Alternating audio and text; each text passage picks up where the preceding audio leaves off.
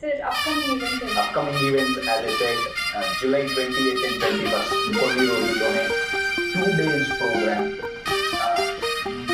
ఏమైనా terms and conditions ప్రకారంగా లైఫ్ని ఎలా డిజైన్ చేసుకోవాలి అని నేర్పించే ప్రోగ్రామ్ అన్షేకబుల్.